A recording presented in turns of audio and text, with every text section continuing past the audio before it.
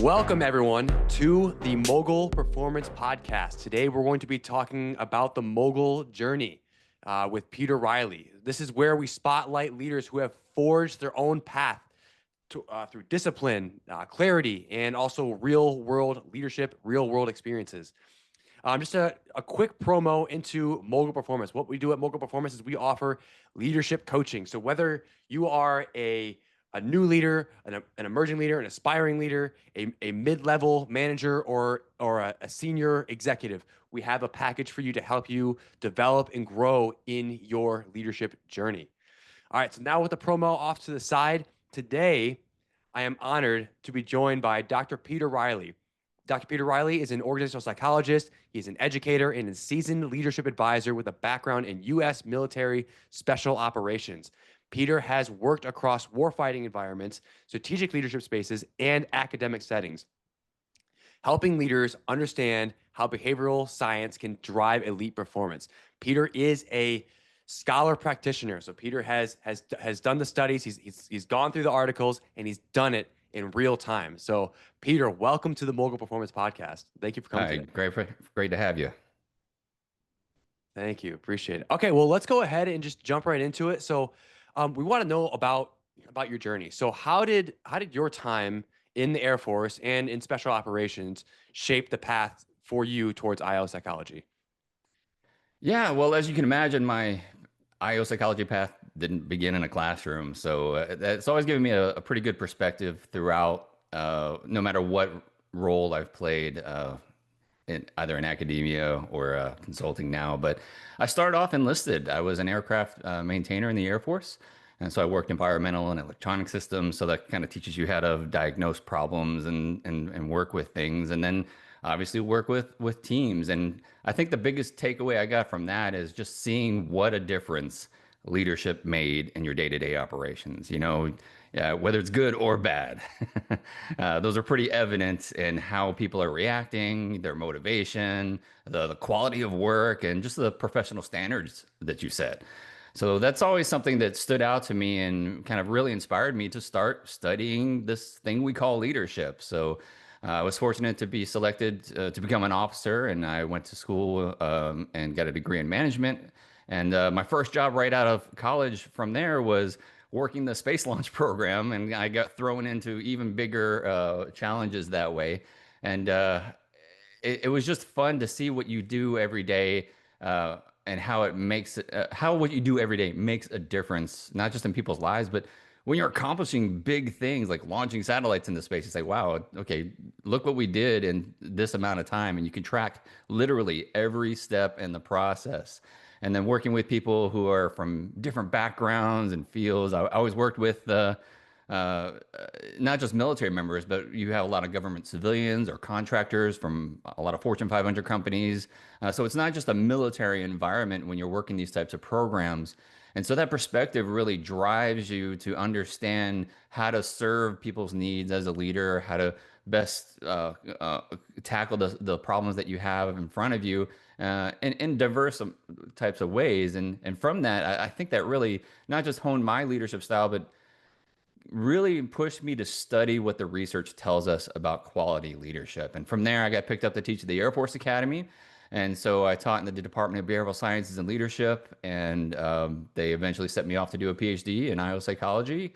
And after that, I worked for Special Operations Command. And so I was doing things like psychological operations and countrywide influence operations to win hearts and minds. A lot of the things that we strive to do without using what we call the kinetic activities, where you're doing more of the traditional military operations and supporting special operation forces in the field in a number of ways, whether it's training, development, team management, or even the psychological components that become kind of the backbone of not just leadership, but really human interaction. So all these things I think are really valuable to shaping how we approach not just IO psychology, but leadership development and team development and human performance. So that was kind of my journey, and I feel like drawing on that background each and every day when I go in and talk to different companies, it really inspires you to keep thinking of ways to help them in whatever mission or job that they're trying to tackle.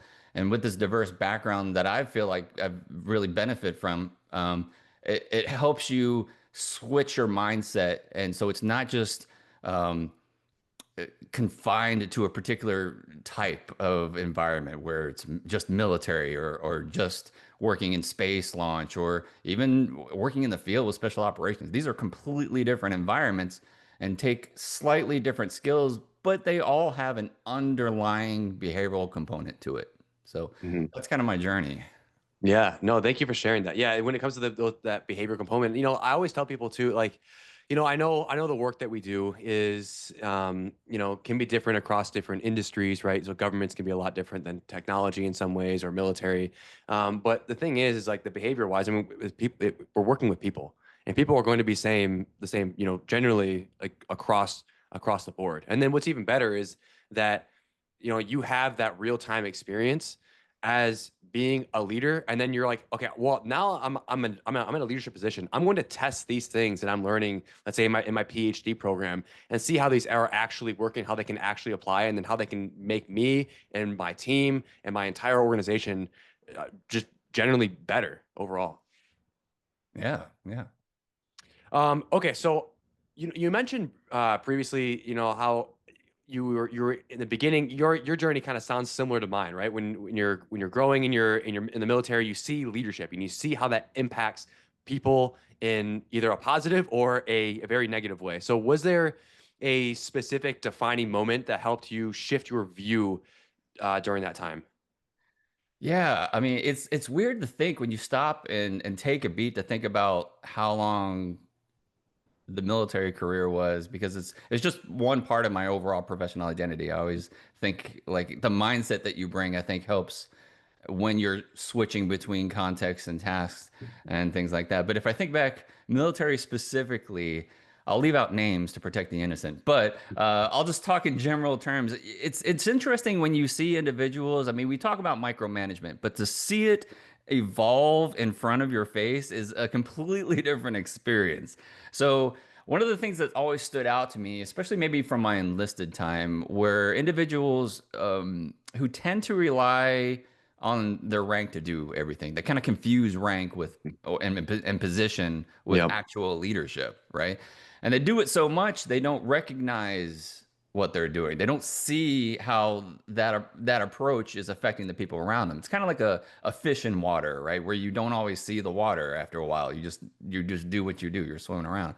So these types of people just kind of interact and they don't realize how the rank or the things that they could potentially do, the power that they have, really affects the individuals around them and how they interact with them.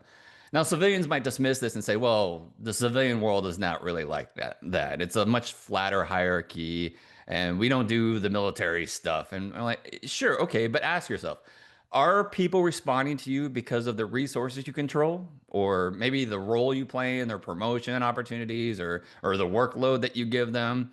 If so, then that's will only go so far, right? If they're only doing it because of your power over those resources or your power within a hierarchy, then that will only work to a certain extent. And the thing about power is the more you rely on it, the less you have. And as a power researcher, I find this fascinating because this works in a lot of different contexts, whether you're talking about interpersonal context or leadership context or even national power.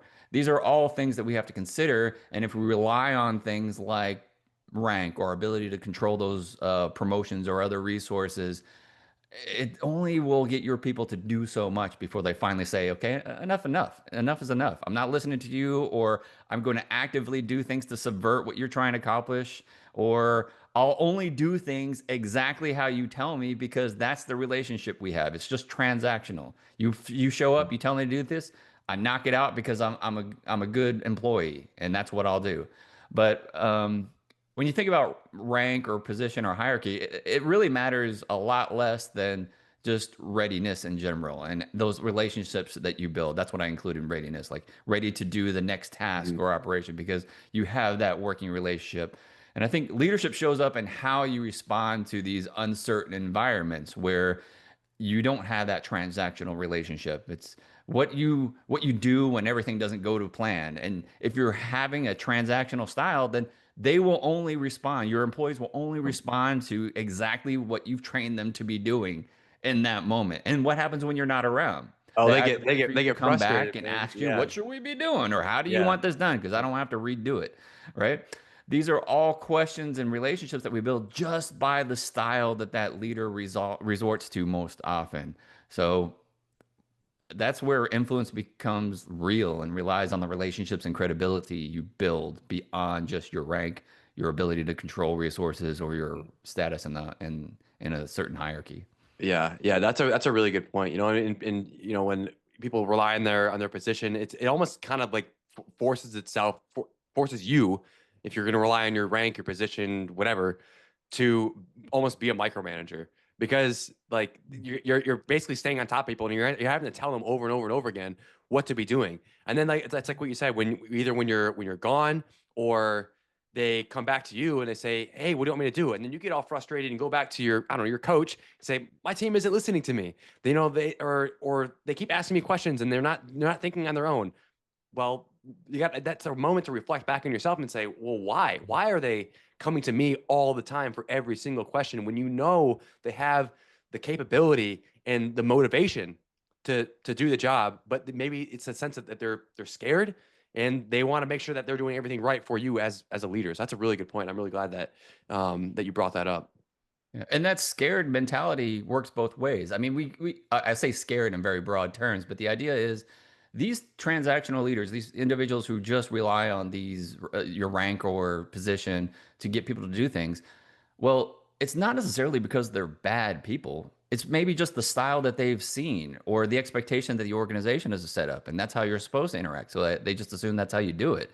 Or what happens when things really get real and you're under a deadline or the stress really Mhm. ramps up and everything you do is either micro analyzed or has real meaningful ramifications to not just you but the organization. Maybe your organization is going out of business or getting ready to be bankrupt, and you're trying to find ways to save what you're doing, so you become very tight and controlled, and that kind of reverberates down through the relationships and how you interact with folks if you're not watching for these things.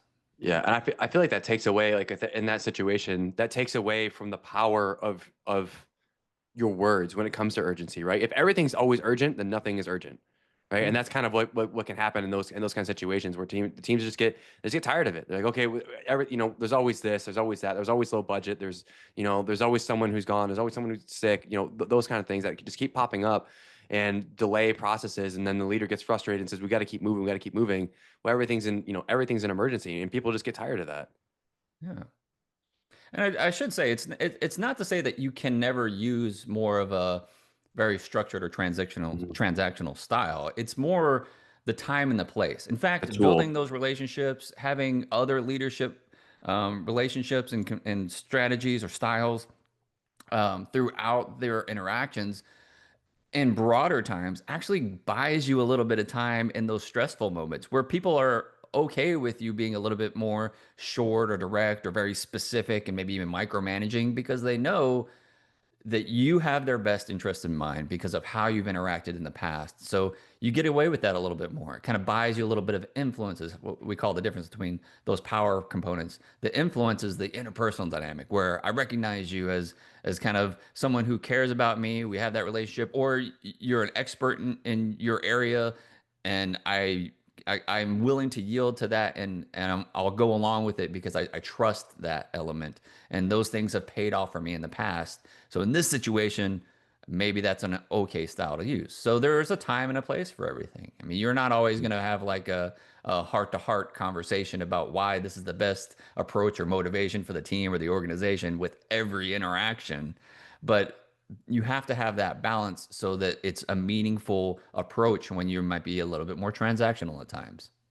Yeah, I mean, I think that the biggest thing when it comes to that transactional or even autocratic approach is, you probably read about this too, is, it needs to be like when things are, you use that when it's kind of, when we see this in the military too, when things are kind of more of like that do or die kind of thing, maybe it's within business or not, but that's the appropriate time is when things, there's something very, very, very serious on the line, and maybe that's the approach that you should be using. But that is less than 5% of the time, I would say. I would say maybe like 1% of the time is when something like that would actually be needed, depending.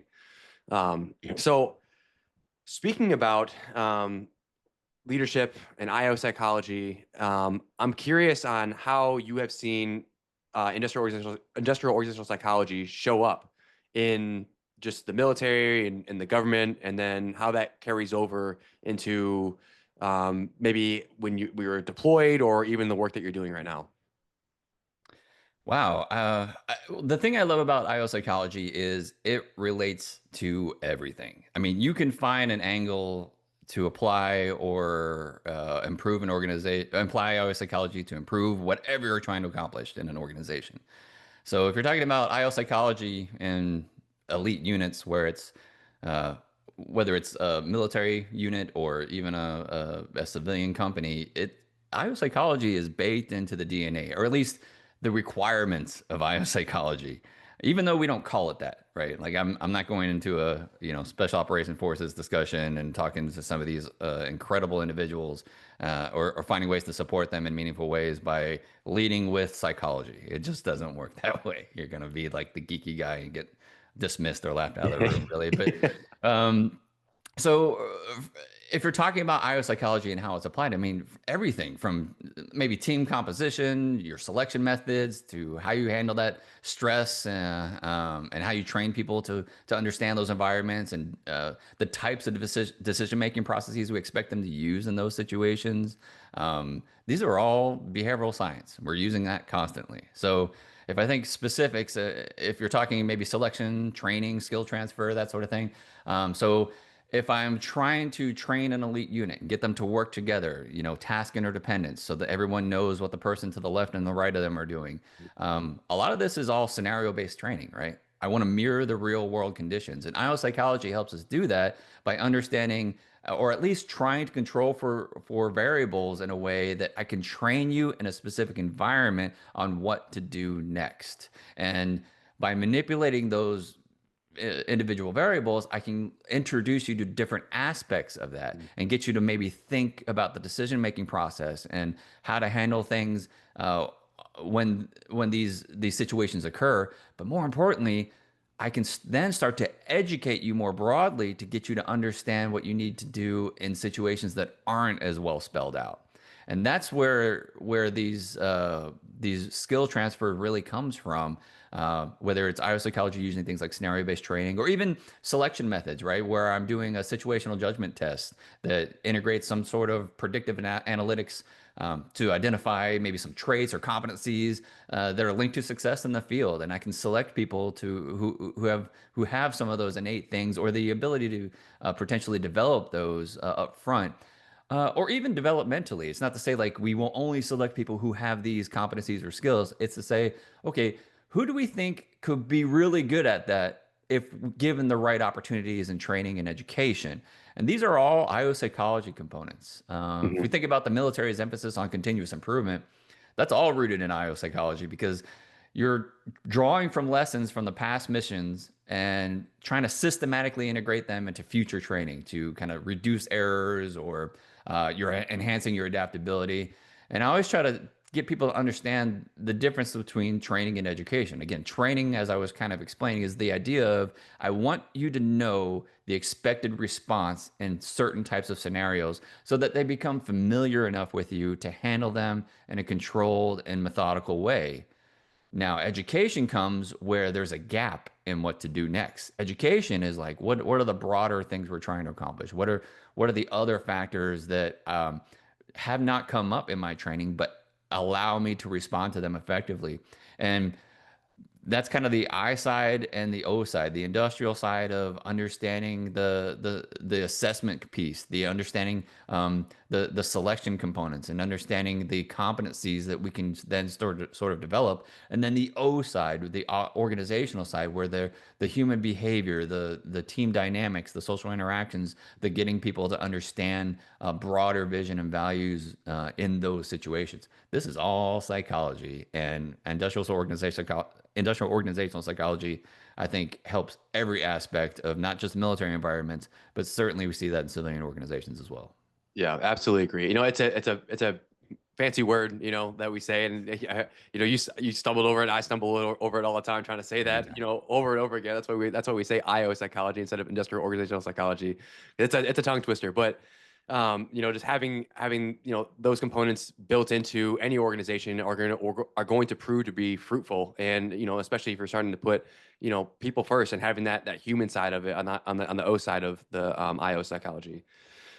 Okay, so this podcast is really heavily focused on leadership. Mogul Performance is focused on leadership, and just developing leaders. So in a previous webinar that I did, I actually referenced the Lone Survivor, so the movie, the book, and how there was a study on there on how servant leadership has actually saved lives.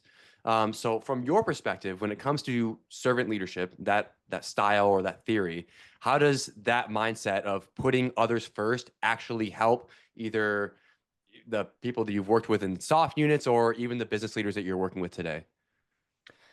Yeah, I think this really sums up in kind of the language we use. So when I was at Special Operations Command, I ran operations and research in about 30 different countries. So I had over 300 Special Operation Forces kind of members really relying on what we did day to day to help and support what they're trying to accomplish in country. Or I'd fly out into different different environments and kind of train them on some of these psychological principles. Again, not really saying psychology, but these psychological principles that will support them to allow them to do what they do even better and more effectively. So we call that SOF, or Special Operation Forces Enabler, so SOF enabler. And so that's someone who supports the success of a team by kind of putting them in a position to capitalize on their strengths, or you provide maybe some realistic opportunities to work on their weaknesses together. And then you're leading by example while you're doing this, because you're enabling them to do what they do best in a way that you provide value in each and every way. Both as a team member or maybe even the leader, but more so providing that structure so that they don't have to focus on that in their day to day. They have 100 other things that they are specialists at that they should be focused on, and you need to come in either as that enabling leader in a way that supports what they're trying to accomplish. And uh, when you're doing these kind of team members notice things like that, right? But it's not always that you're doing them. They tend to recognize it more than when you're not doing them or when it's not there. See, when it's not there, what does that do? It hurts trust. It reduces their willingness to go above and beyond whatever they're trying to do or whatever's required for them to do. And it forces them to kind of watch their own backs more. And that's the biggest detriment, because if they're focused on themselves, then they're not focusing on other people around them or the mission. And that's where things start to get compromised. So, as a servant leader who enables the situation of the team or the leadership dynamic relationship that you've built, these are all the hidden elements that you're really providing to that context as an enabler. Mm-hmm. Nice. Yeah, I absolutely. I love that using that method just to, putting people first. I love how you mentioned too that people notice the things that you aren't doing, right? Because I mean we are kind of creatures of habits or creatures of patterns. And if we've had a leader before who behaved a certain way that we really enjoyed, and then in the military you're always having a new leader, pretty much more than likely once a year. And if you have a leader for an extended period of time, you essentially trying to put my words together here. You know, you see what worked well for you before previously, and then you're comparing that to how this person is now, and when they're lacking that specific thing that you appreciated about a leader before, that's going to, again, like that's going to kind of drive some of that disengagement that you have. So it's about having those conversations with other individuals. And then if you have a chance, I've had leaders reach out to me and they're like, I wasn't a leader of this individual a year ago. Should I be looking at their reviews Yeah, absolutely. You should be looking at the reviews. Take a look at them, so that way you know what kind of conversations that were happening previously with other leaders, and you can take that with you as you are working with that individual moving forward. Yeah, absolutely. And it helps both ways, right? It's not it's not just about just the leader. It's okay, well, how do I as a team member interact with other individuals? And I find some of the best leaders become great followers in certain contexts. We have to stop thinking about leadership as like a personality characteristic. It's a role, right? So it's a dynamic. This idea is that if I understand what my organization or team needs to survive, I can provide that in many different ways. I don't have to be quote unquote in charge to be the leader. I can contribute to the leadership dynamic, the leader, the follower, and the situation in meaningful ways, even as a follower. Because I know what that leader might need, or I might be looking for opportunities to provide background support in some sort of way that is meaningful. And we're not always just focused on just the leader. I mean, the Hmm. research shows that we tend to praise leaders too much when a team succeeds, and we blame them way more than they deserve when the team fails, Hmm. because it's easy. It's what we see. It's who we can point to. But really, the overall leadership dynamic dictates what's really going to happen. What are those outcomes going to be? Yeah, it should. I mean, it should be the opposite. If anything, if the team is doing well, that's the team's. That's the consequence of the team doing well. If the team does poorly, that's a consequence of the leader, and they get Yeah. putting that on themselves. So I want to switch us over a little bit. So when you and I first met, you were talking about how you were getting ready to present at the SIOP, the Society of Industrial Organizational Psychology, the SIOP conference.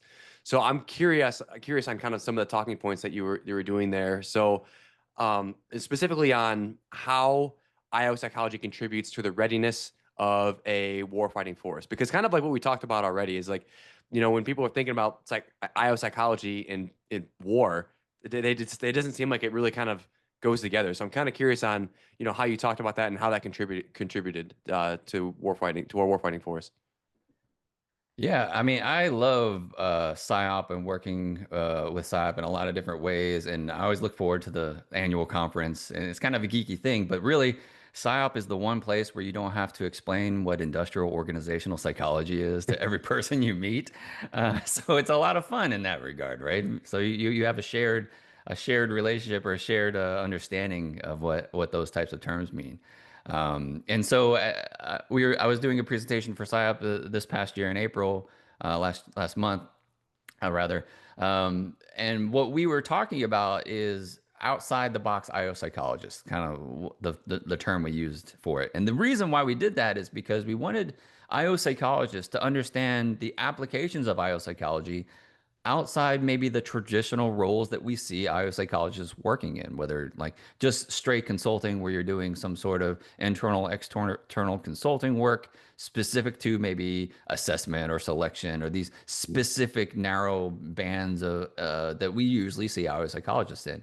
I mean, not only is it a broad term, I mean, we have different terms for people who are IO psychologists, depending on what organization they work with, right? We're talking about people and voice or assessment or selection. So we have tons of different terms for that. So to get people to think, well, it's not so much what we call it, it's how we apply our behavioral science to help different problem sets. And so the approach that we took, we had a panel of really great presenters and a lot of people doing very interesting things. Um, we had someone from the NBA, we had people doing nonprofit work for a wide range of things. We had people doing even things like fall prevention and healthcare. We're like, IO psychology, where's the connection there? And I personally talked about things like how we leverage IO psychology and things like counterterrorism efforts or influence operations. And when I say influence operations, what I mean is those psychological operations. Usually you hear that term. Mhm. And just like IO psychology, information operations or IO means a lot of different things to a lot of different people. So you kind of have to explain those nuances. So uh, a couple of things there. I'll say what we noticed about everyone on the panel is each and every one of us served in multiple roles simultaneously. So we were all working as applied consultants in the corporate world. We all were educators in academic institutions. So I myself, I'm an adjunct professor for Penn State. I teach for their psychology of leadership program, which I think keeps me honest in the literature and in the research in terms of that component. But also helps me step back and translate that into applied ways. And I feel like those two perspectives really hone the style that you use when you're tackling these problems. So in addition to those components, we all also had some sort of passion projects and maybe some sort of nonprofit space where we were doing things. Like I'm very passionate about uh, veteran transition and using IO psychology to help transitioning military members find meaningful civilian employment or whatever role suits them best for that next mission after the military. And so just having that perspective, it kind of reinforces the fundamentals of what we do as IO psychologists. There's an assessment component, certainly. There's some sort of analysis. There's data interpretation, but it also guides things like leadership and solutions that are grounded in a broader systems thinking or understanding organizational culture and relationships. So with that foundation, if I apply that back to my role and, for example, influence operations with the military and working with special operations forces to win those hearts and minds, as we were talking about, um, IO psychology is front and center because I have to understand the components and nature of social power and influence. I have to have some sort of cultural perception, whether it's at the national level or a regional level, or even like an organizational level where you're talking about different companies, right? That's a cultural perception. And that designs the message that I craft in order to educate them or inform them or influence their emotions in a meaningful way, in a positive way, or just understand the sentiment or public sentiment at maybe the highest level all the way down to the interpersonal level. So if we're talking about each and every one of those components, it works whether you're looking at some sort of national level influence operation all the way down to that interpersonal influence operation, or what we just call the leadership dynamic to get people to do things they otherwise maybe wouldn't ordinarily do, and show how we have their best interests in mind, but also working with them to understand them better, to realize their needs, to leverage the situation in a way that benefits everyone. So thinking about IO psychology, there's so many levels and dynamics and resources that we can pull from to improve any problem set. And that was really the crux of the discussion, is not to think of IO psychology as just an occupation or a field, but looking at problems and starting with the problem and looking at ways to apply IO psychology to the problem versus being hired into a role and being brought a particular problem set. Mm-hmm. That's really good. It's reshaping the way how we look at IO psychology and kind of talking about maybe reshaping IO psychology. I'm curious on your thoughts on what are some trends that you're seeing shift within that space, maybe versus over the last 10 years to where we are now. Yeah, kind of the evolution of biopsychology. Obviously, the tools we use. I mean, the fundamentals are always going to be there, but obviously the tools we use evolve and change, and it gives us more access and analysis capabilities. Obviously, more resources. But is if you think about not just IO psychology, but maybe behavioral science in general, it's not just a support function anymore. It's not just like a behind the scene thing. It's a frontline capability, especially if you're talking about in the military. Behavioral science and all these things is not an entirely new concept, but we see it in looking at the military context. Military doctrine now adds more emphasis on on the cognitive domain, and that was something it was really fun to work with at the U.S. Special Operations Command, because you get into the strategic policy components in a way that you're informing strategic policy, not dictating, but informing and allowing people to understand the value and what you bring to the fight, and so to speak, with this behavioral science component, and getting whether it's war fighters or policymakers, et cetera, to understand that human and cognitive domain. So in the past decade, especially in things like information operations or influence, resiliency efforts, AI and human machine teaming, even the decision making process, those are all rapidly growing advantages to leverage IO psychology and behavioral science in a way that is a we like to say force multiplier, but ways to Mhm. increase our capabilities and our capacity and our effectiveness just by understanding the use of these behavioral sciences. And it's a science, so it evolves over time. We learn new things, and the idea is we should grow and not rely on things that we used to know or used to take for granted. The thing about science is it's not a real like a set thing. It's evolving continuously for us Mhm. to understand and test it in different and meaningful ways so that we know that maybe we have a replication error with Mhm. issue in certain contexts that we need to improve our study design or methodologies or some other component of the assessment process um, to do better research and inform more applied settings. Or maybe the setting that you're applying to evolves itself. And now we have to work in a broader context that is more interconnected, more international, more reliant on a virtual environment than, say, 20, 30, 40 Mhm. years ago. And these are all things that we have to think about, not just as IO psychologists, but maybe even as a nation. Yeah, I think one of the biggest things when you're talking about like the shift in environment, how that impacts the field of IO psychology. I think the biggest thing that happens just continuously and it always will happen is those generational differences. We're always facing that, and that is always going to change the way that people want to be interacted with, how they want how they're going to want to be led. Now, in general, it's going to be fundamentally it's going to be the same, but those nuances of how people are behaving themselves based off of their environment and how they're growing up, and then that's going to impact how we do our jobs as practitioners and scholars in this field. Okay, so I want to move over into let's say we have a leader who is they're really interested in the work that we do, and they start reading a lot about leadership theory. And a lot of times what I see online, and I see people post a lot of just leadership stuff. There's all these different theories and how you should behave, transactional and transformational and servant leadership and autocratic, all this ethical leadership, all these things, right?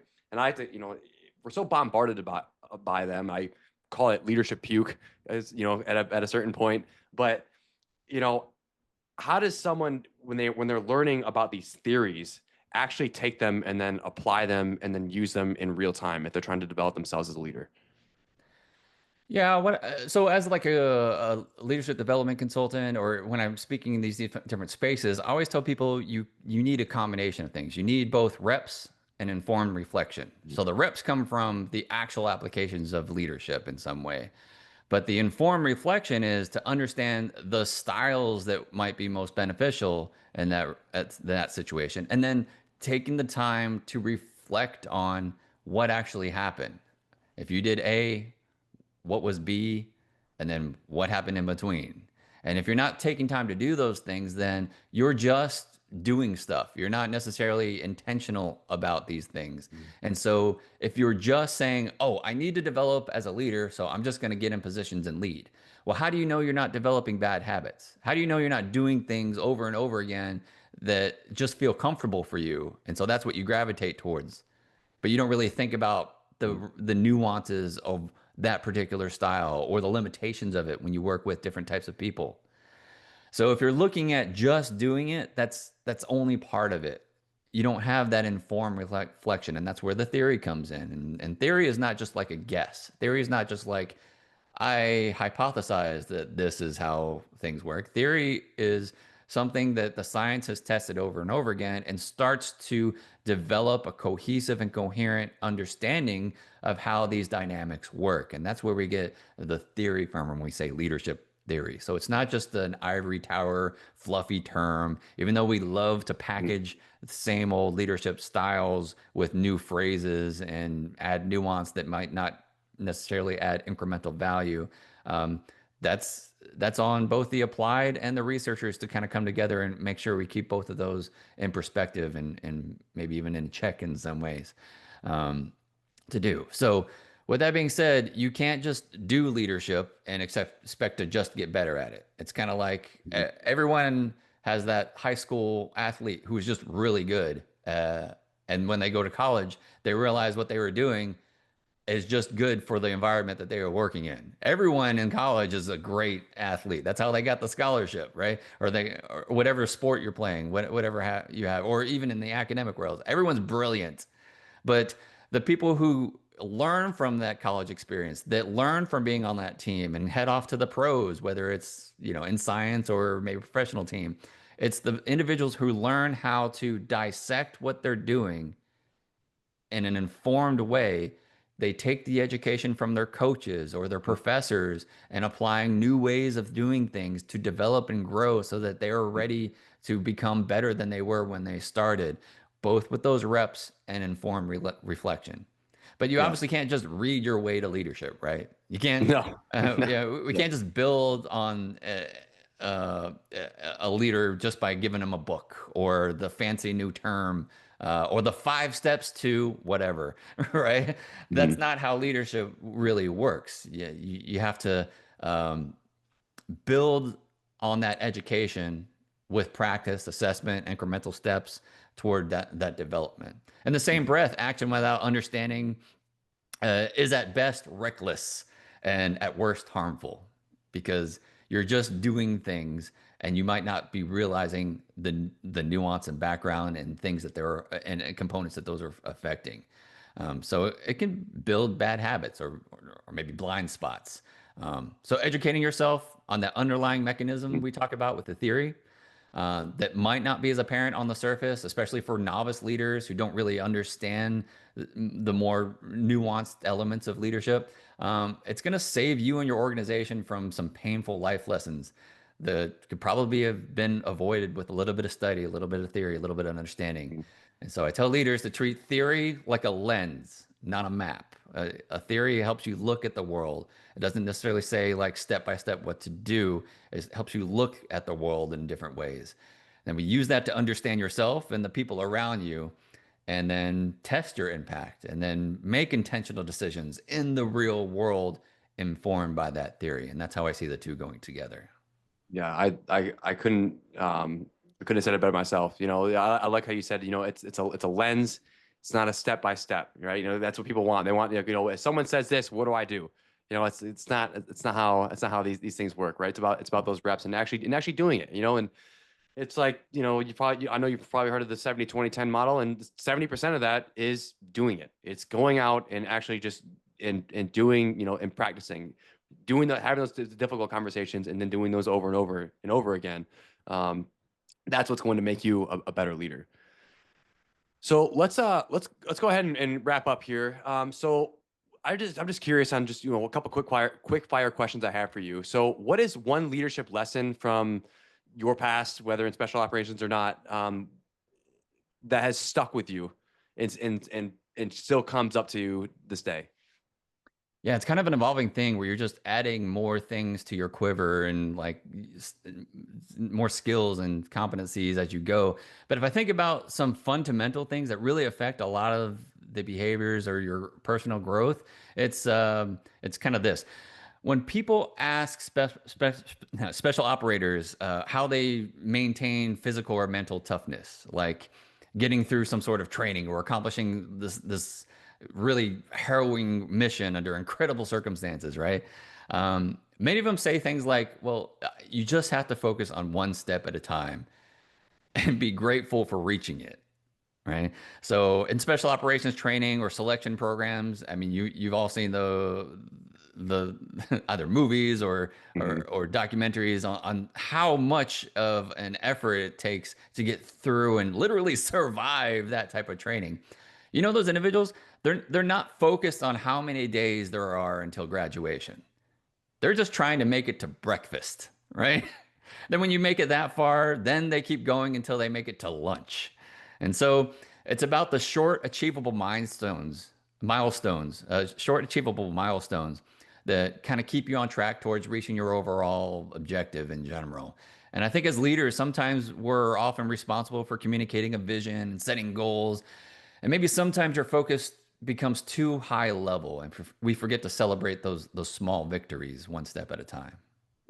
Yeah, that's wonderful, and it's just like looking back, I mean, all the I mean, you got your PhD, right? It's like you don't look at you didn't look at your PhD and you're like, well, this scares me. This is gonna take me 5 years to to do this program. You just look at it like one paper at a time, one discussion board post at a time, or whatever it was that you were doing at that time. And that's just what it takes, and even those smallest wins, like those essentially those marginal gains that you're making, and you're able to build yourself, and by accomplishing, that's why I had the elephant back here, right? It's one bite at a time, right? And when you finally achieve that goal, whatever that is, that builds self-confidence too. And when that builds self-confidence in you as maybe an individual, or you as a leader, that builds confidence in the team. And it's a contagious aspect, and I think it's a contagious approach. But the thing is, you still have to just have that mindset and just one foot in front of the other and continue to move forward. And then, when certain times come, you go ahead and celebrate. But, at the end of the day, that's what's going to build that confidence and in yourself and across the team. Yeah, absolutely. Okay, so I know we talked about how you shouldn't be reading your way to leadership, but people are always who listen to this, or they're going to want to know about different books or resources they can look at. So if there is a book that a strategic reader should read, what would that be? Yeah. Now, to clarify, you can't read your way to leadership, but it helps you stay informed on, again, the lens to look through leadership for. But man, there's so many books. I won't. So I'll say one of the scholars that I really enjoy. He's a professor at Wharton, but he has a really applied and practical approach to a lot of the things he does, and he's pretty good at communicating this theory in general. But Adam Grant, I think I guess it's been a couple years now, but Give and Take is the book that he came out with, and what I like about that is it kind of talks about influence in a way that's rooted in generosity, and it's more powerful than just command authority. So a lot of the things we were talking about. And I think maybe even this day and age, it's important to understand that you don't have to be a greedy, narcissistic jerk to get ahead, right? Mm-hmm. So leaders who take this give and take approach have a lot more influence when they use these maybe servant leadership styles or the generosity component. It's much more powerful and has longer term effects. Mm-hmm. Yeah, absolutely. Awesome. Well, Peter, I just want to say thank you. Thank you for spending your time with me today, with us, and just talking about IO psychology, talking about leadership. I hope people were able to gain something from this, and learn something from you. You are a wealth of knowledge in this space. You've been doing this. I've told you this before. Your age does not look like it, but you've been doing this for a while, and you are definitely an expert in this field. So, with that being said, where can people find you? Is there any social media platforms or anything you'd like the people to look at in order to contact you? Yeah, I'm pretty active on LinkedIn. I just feel like it's a good community to share some of these professional insights in a way that's meaningful. So I try to do a wide range of things, whether it's simple things like posting job opportunities for maybe up and coming IO psychology students or graduate students, or even with a lot of the turnover that we've had, or the federal decisions that have affected so many people in our space as consultants or IO psychologists in general, trying to share ideas there. And then also providing value through resources for transitioning veterans, or research perspectives, or even leadership development insights. I hope I provide value through LinkedIn in that regard too. Yeah, I've seen your post, and you definitely do. You provide very valuable insights on things within that space. So if anyone is interested in the IO psychology space, I would highly recommend following Peter on LinkedIn. It's just Peter Reiley, PhD, I believe, right, on LinkedIn. Okay, Yes, awesome, perfect. Well, Peter, thank you again very much. This has been a wonderful time. This has been the Mogul Podcast, doing the Mogul Journey with Dr. Peter Reiley. Thank you, sir. my pleasure, Evan. Thanks.